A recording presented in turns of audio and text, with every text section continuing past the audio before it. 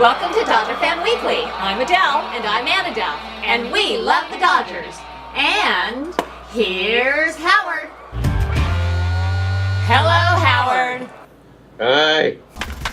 Okay, let's get right into this. We want to talk about the 40-man roster. Job security. We read something about the 40-man roster, and it said that they were making room for people. They had to move some people off to bring some people up. And it was a little confusing for me because we're expanding to 40 people on the roster, and then some people come up now and some come up later. Do you understand what the method of the madness is? Well, they're not going to have 40 men on the active roster. Okay. So that might be part of the confusion. That there's a 40-man roster, and the players have to be on that 40-man roster in order to come up to the big club.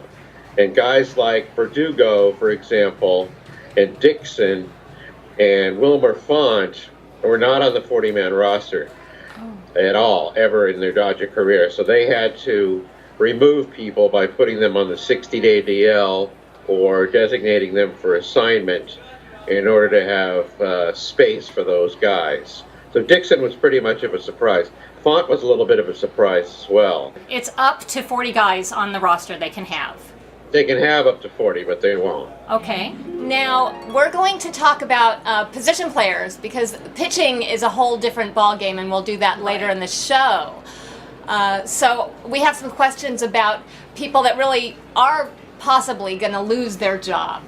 We're looking at something like Verdugo versus Jock versus Granderson versus Ethier. What is that going to look like to you? What do you think? You're talking about the playoff roster. Yeah, I guess we are talking about the playoff roster at this point. Yeah. Well, Granderson will be in there, almost certainly. They didn't trade for him to have him be replaced by a rookie like Verdugo. If Ethier hits during September as a pinch hitter, and if in whatever at bats they give him in left field, then he may make the roster as a pinch hitter as well. We'll see. There's only so much room for left-hand pinch hitters with Adrian Gonzalez and Ethier and Granderson, and obviously Bellinger will be starting at first base. Now, how many left-handed pinch hitters do you need? I'm not sure. If Ethier hits, then Agon might be the guy that they have to leave off. Jock Peterson has no chance at all. Huh? What? That would shock me. He would have to come up and just start looking like Babe Ruth in order to make the postseason.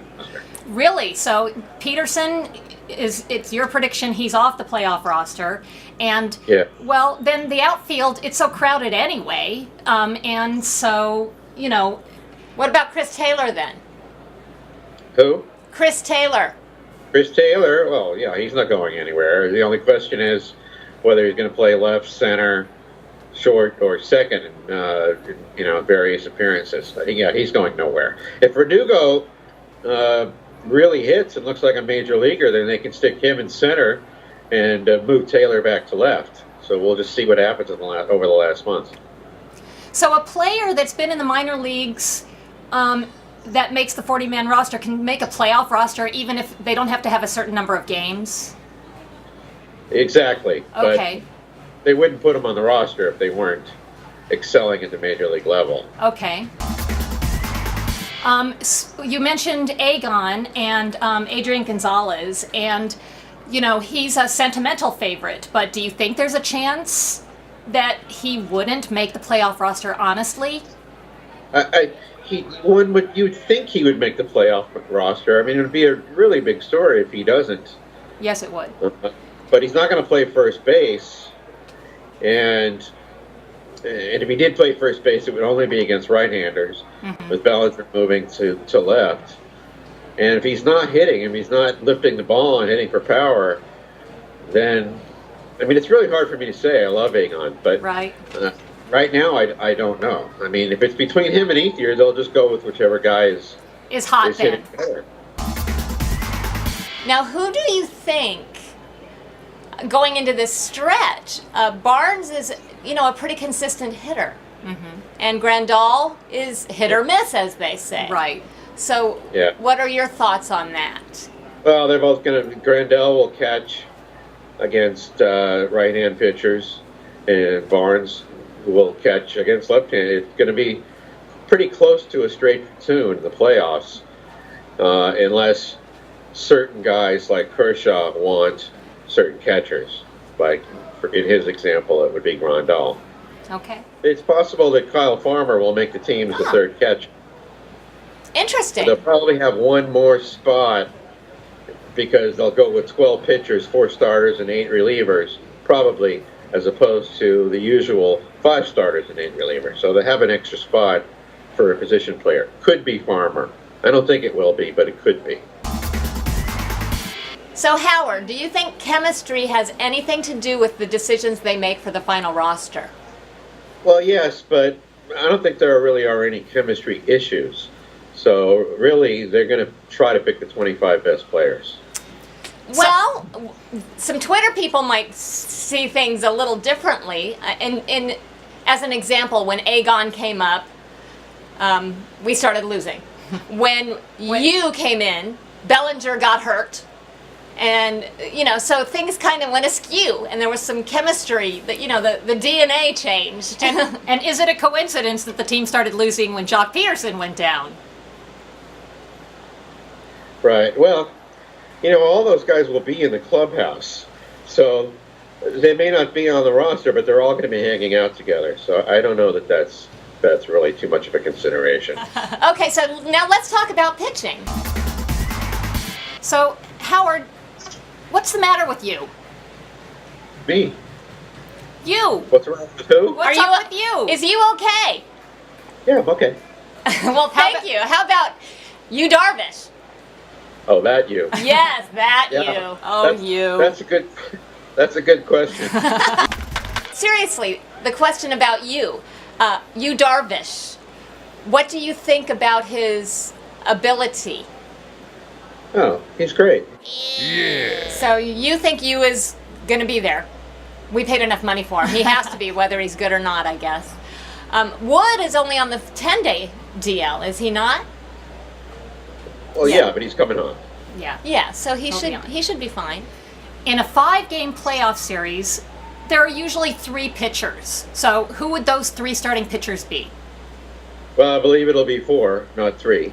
Okay. And ideally, it will be, depending on Alex Wood's health and effectiveness, it'll be some order of Kershaw, Darvish, Wood, Hill. Now, really, in terms of job security, the biggest auditioning area is for relief pitching.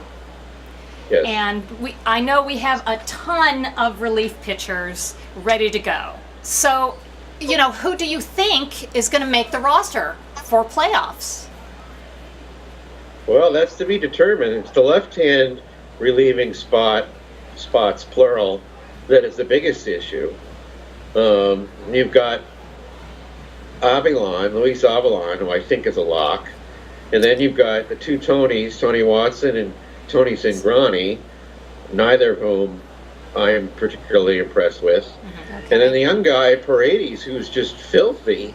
It's a small sample size, but nobody's touched him. He hasn't given up a hit, I don't believe, or even a walk in his career so far. And he got his first game was a win. If you had to make the decision today, I'd go with Avilan and Paredes.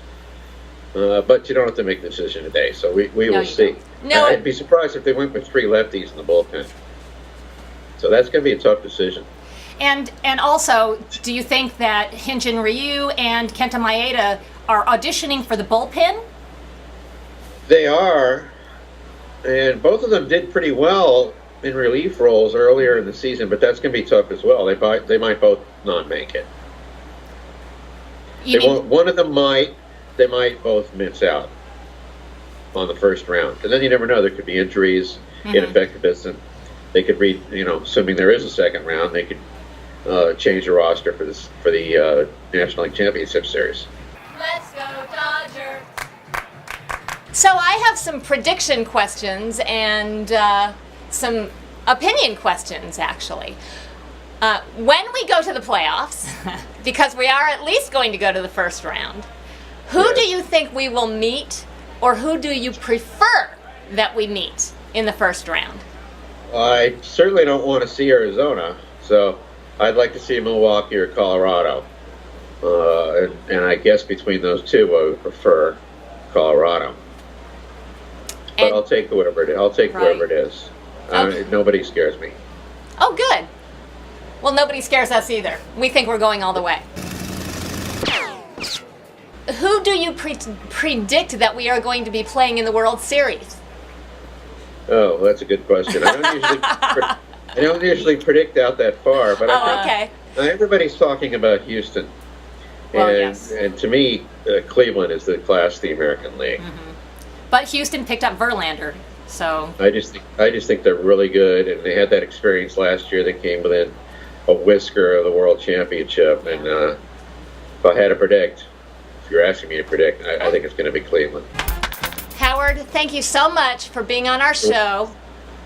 Your wisdom is unmatched. I don't know about that, but thank you. Thank you, Howard. And remember, glove conquers all.